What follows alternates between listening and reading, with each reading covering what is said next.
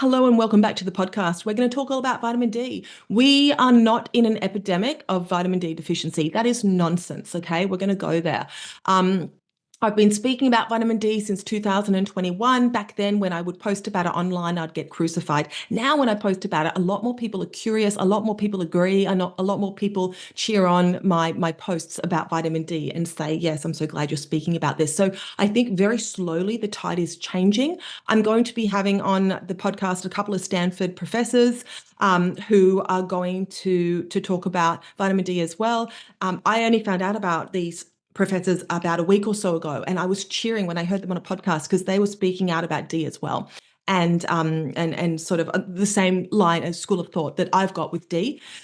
So I was so excited because it's very hard to find a professional that you can trust who is, scientist who actually understands and speaks out against what has occurred with vitamin D and the obscene amount of people who are falsely told that their levels are low and that they need to supplement.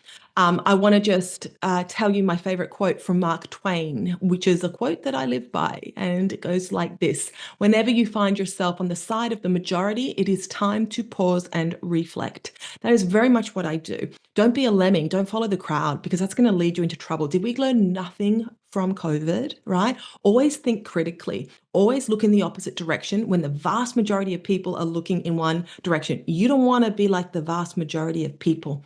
You want to stand out from the crowd. You want to think critically. You want to question. And listen, that's what I'll do for you because I know that you don't have time to do this research, right? Listen, it takes a lot to do this research. It took me, I've been talking about this since 2021. I'm going to be updating a blog post of mine. That's what spurred on this podcast episode. It's taken me weeks to bring it to you because it takes a hell of a long time to do research. And that's why a lot of doctors are not telling you these things. They don't have the time. And they certainly don't have the training in nutrition, right? They get about 20 hours in their entire medical training career, right? So you can't rely on your doctors. And we have examples of how humans have been wrong in the past. I'm going to get into them because we really have to put our cognitive bias to the side. Cognitive bias is when you do not see things clearly or logically because your brain is influenced by things like past experiences, emotions, assumptions, or what you want to believe. You cannot let your cognitive bias get in the way. And I'm speaking to practitioners here in particular because maybe you don't want to hear this because it flies in the face of what you've been saying. Maybe you've been a champion of vitamin D, but you can't worry about that. The courageous, the bold, the people who are here to really make a really big impact and serve people will be honest, and they will say, listen, I used to do it this way, but now I do it this way. That's okay. We're allowed to change our minds as new information presents. So I do encourage any practitioners listening to be bold and not to worry about how you might be perceived if one day were preaching one thing and then you changed your mind. I think that is totally okay. It's great. It's wonderful. And I commend those who speak out and tell the truth when they have changed their minds about things. That's certainly what I will try to do always. Okay, so please share this out. Your friends, your family members, they are likely taking D. Your friends, your family members, and you are likely taking D and likely have been told your D is low. It probably is not. We're going to get into that. I'm going to give you reference ranges, okay? We have to be so careful with with the way that even functional medicine is doing medicine. It's this pill for your ill approach, right? It's let's do a blood marker, one blood marker. We're going to get into why you need more than one blood marker for D. They do one blood marker, they say it's low, but it's probably not. We'll get into that. And then they say, well, I've got a vitamin D supplement. So if that number on a piece of paper is low, here, let me sell you this vitamin D supplement, right? When you have a hammer, everything looks like a nail. It prevents us from thinking critically. In the functional medicine space, isn't that what we're trying to do? We're trying to get away from the conventional allopathic way of doing things, which is a pill for your ill, which is very lazy, a lazy approach and driven by profit, right? So we want to get away from that. Sorry, I've got to put my phone on Do Not Disturb. Oh, it was, but my husband came through anyway. So we want to be very careful. I think that we have to be aware that, if we have, say, low red blood cells or we have low albumin on a blood report, we don't have a supplement for that. But if we did, I bet you somebody would recommend it to you, but we don't. And so what do? As conventional or functional practitioners, we think, why? Why is that low? And that's how we should be thinking about D as well, right? We don't want to bully and strong arm a number on a piece of paper, try to get that level up. That is so arrogant, so short-sighted, right? It's like, oh, your level's not coming up. More D, even more D. It's insane the amount of vitamin D some people are taking. And then they're like, oh, I don't know why my D is not coming up. Well, because you're not doing it right. You should not be taking a vitamin D supplement, most likely. We'll get into the reasons and causes of real, true low vitamin D. But again, you probably don't even have low vitamin D to begin with. But you're not a number on a piece of paper. Let's not be arrogant, really shitty practitioners and just think that simply pouring vitamin D into the body is all we need to do if we see a number that we believe is low. That's just incorrect. Vitamin D biology is complex, right? It's not just about one blood marker. It involves how that vitamin D is absorbed, how it's stored, how it's activated, metabolized in the body. And this is all affected by various different things: inflammation, genetics, disease, various conditions you might have, autoimmunity, and other nutrients as well, like magnesium and glutathione. We will talk about this. We will discuss the COVID studies, right? Oh, but Tara, it's been proven time and time again that vitamin D supplementation and high levels of D prevent people dying from COVID. Well, that's not necessarily true. And I'm going to explain why. We're also going to talk about how low vitamin D is likely a consequence, not a cause of illness. That's important. And that really ties back into these COVID studies. It's fascinating because when we look at the increase in vitamin D supplementation, we do not see a decline in disease or mortality with this increase, right? I mean, think about it. It's not rocket science. The amount of people who take D who are not getting better, the amount of people, almost everybody who comes into my practice is on a D, but they're coming into my practice for a reason. But the way D is talked about and touted, both in the research and in marketing and even by doctors, you would think that this is a miracle cure or supplement that should cure your illness, right?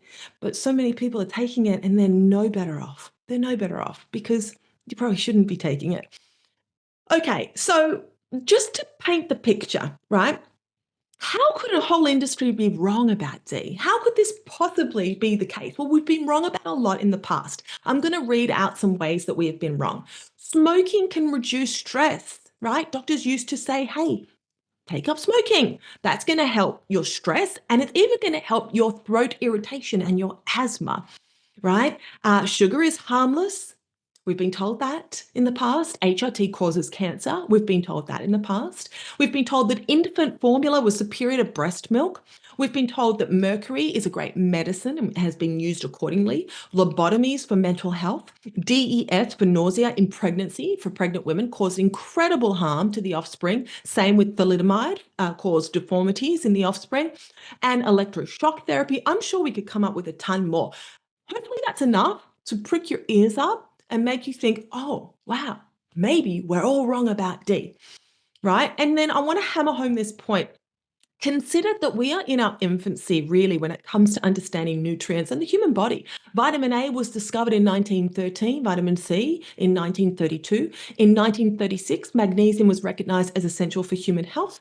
Vitamin B12 wasn't discovered until 1948. In the 1960s, zinc was recognized as essential for human health. In 1968, K2 was distinguished from K1.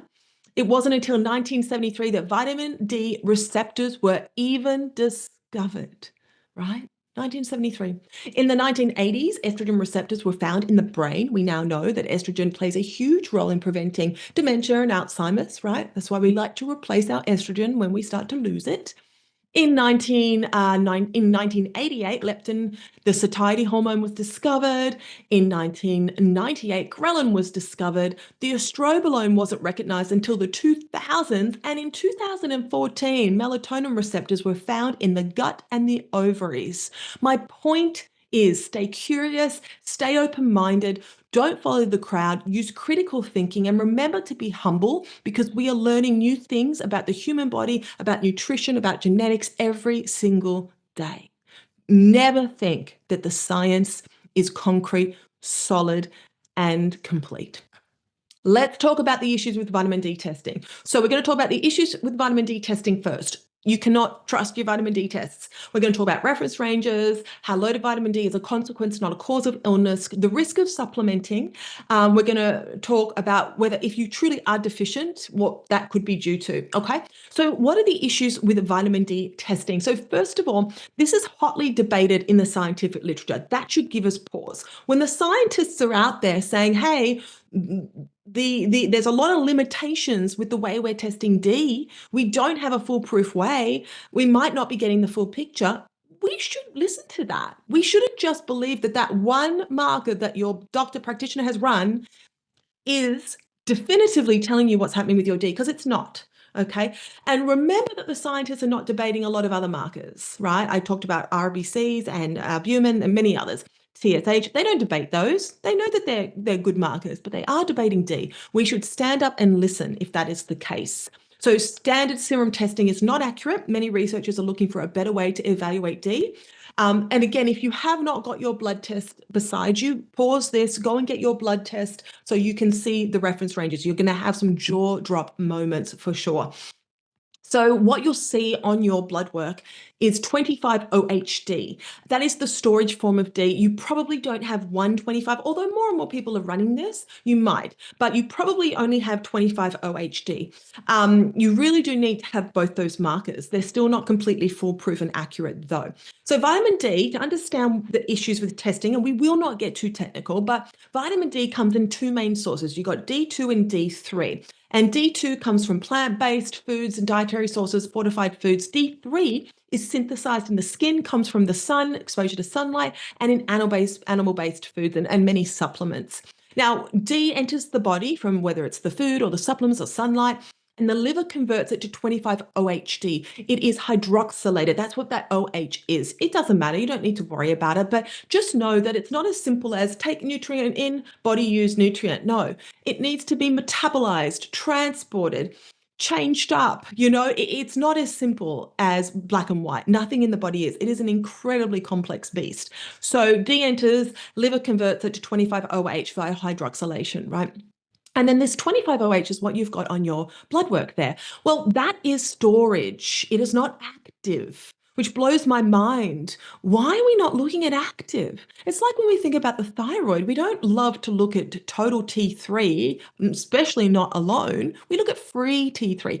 Free is the active form of thyroid hormone. It's free. It's available. It's not bound up. If it's not free and if it's bound, it can't be used. The same with D. Right? So 25-OH is not available. It's bound to vitamin D binding protein. About 85% of it is bound to that. The 15% is bound to albumin, and that actually is available. But then we have the 125, and that is the active D, and it should be tested. So when we need active D, the body then converts. Remember, you take in your D, your liver converts it, does this little hydroxylation, and then what happens is your body will take that 25-OHD and convert it in the kidneys to 125-OHD, the active form of vitamin D, the biologically active form that travels to all the cells in the body and binds to the vitamin D receptor, right? And that vitamin D receptor is like a switch, and it presents in nearly all your cells, and it activates specific genes. Now, back to what you have on your blood test, your 25-OHD, and back to what I said before. When we bring in D, we bring it in two forms, D2 and D3. 25-OHD does not distinguish between these two, and that's important because they're a little different in the body. It simply lumps them together. But we have no idea how much of each you have, right? They're not equal in potency, in absorption, or biological activity, D2 and D3. They're not equal. But your 25-OH doesn't tell us how much D2 and D3 is in there. We have no way of knowing, okay? So D3 is more effective at raising and maintaining blood levels of D than D2, right? D2 is less stable. It has a shorter half-life. It's not as effective as activating the vitamin D receptors in the body. So that's one of the issues we have. Then we circle back to how vitamin D can be bound up, not able to be used or free, right? And those binding proteins. We've got the vitamin D binding protein and albumin. So remember, vitamin D, 25-OH, most of that is bound to vitamin D binding protein, about 85%. And then 15% is bound to albumin. And the D that's bound to albumin, it is still considered bioavailable. Albumin is a very, very weak binding protein in the body. It's loosely bound to albumin. D is loosely bound to albumin. But the D bound to the vitamin D binding protein is not easily accessible to cells. It's tightly bound. And the problem is we don't measure vitamin D binding protein. And many things can impact vitamin D binding protein. A lot of things can. And so it's very bio-individual. So you could have a total 25 OH on your little lab report there that looks, quote, normal. We'll get to what normal is, or even high. But what if you have a lot of vitamin D binding protein? What if you individually have a lot of that D bound to vitamin D binding protein, but not so much bound to albumin, right? We don't measure for that. How do we know? Because it can be very different for each individual. So first of all, we don't know how much of that 25-OH is D2 and D3, and they have difference in potency and activation in the body. Then we don't know how much of your 25-OHD is bound up. We haven't measured these things, right? So you could have really high or normal looking 25-OHD, but most of it's bound. So you actually don't have a lot of that active D. Or you may have a really low level, but plenty is available. Maybe you don't have a lot of that D bound to vitamin D binding protein, right? There are tests that can measure this, but they're not readily ordered. I've never seen one. I've never ordered one myself. The best test for vitamin D is liquid chromatography tandem mass spectrometry. Bit of a mouthful. It is becoming the gold standard. Again, I've never seen it. I can actually order it down here, and I'm going to do that. I never have, but I looked into it and I can.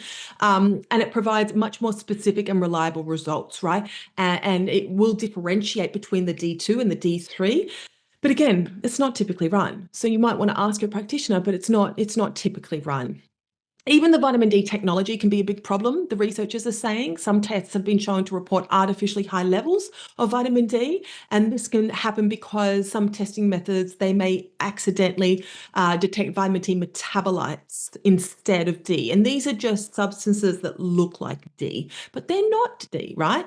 And they don't function the same way as D in the body. So there's a few different reasons why the testing is inaccurate or flawed or potentially problematic. And then we have the issue that I've touched on a couple of times about not even testing 125-OHD, the active form of D, right? So, I mean, I have a friend, I went to see a doctor with her. The doctor looked at her 25-OHD and just knee-jerked and said, oh, that level's far too low. We got to get that right up really, really high. But she never saw my friend's 125-OHD. Now, my friend has a little bit of extra weight, has inflammation. She has 2 autoimmune diseases, right? The chances of her 125 that was never ordered, that this doctor did not look at, being high are high. Why? Because inflammation, autoimmunity will push 125, the test that's seldom ordered, it will push it higher. This is what we see in the research. And so when 125 goes higher, the body has these regulatory mechanisms because the body is smart like that, and it will lower potentially 25-OH. So here's your 25-OH. It's the only one your practitioner's ordering. Maybe if it truly is low, maybe it's lowering because your 125 is high because you've got inflammation or autoimmunity or something else going on. And then here come in arrogant humans and don't look at 125, don't consider the regulatory mechanisms of the body, don't understand vitamin D metabolism, and they think, oh, I just see this one low number there. Quick, let's give you vitamin D. Why is it not coming up? Let's give you more. Meanwhile, that 125 is creeping up higher and higher. That is dangerous. There's consequences to that. I'm going to tell you what they are. So luckily, I was with my friend. I said, don't you dare go near that vitamin D. She had perfect D levels, 25-OH at 34 ng/ml. And we will talk about why I say those are perfect. I've seen it in my own case. I had vitamin D 25-OH that was perfect at 30 ng/ml. And my doctor at the time said, you need D, you need to really get those levels up. But I knew enough to test 125-OH, which came back at 60 pg/ml. So we're going to talk about, and so that was a higher level, and my other D, the 25-OH, that was optimal. Thank God I didn't take that doctor's advice, because here are the potential consequences of elevated 125. First of all, high levels of 125 OHD, and that's about 42 pgml, can be problematic. Mine was 60. Okay. So the potential consequences, and so this doctor didn't look at the 125, didn't have any idea. It's just it's basic stuff. It's not rocket science. So the potential consequences and associations of elevated 125, the active form that you probably haven't had tested. So elevated 125 can reduce the functionality of the vitamin D receptor.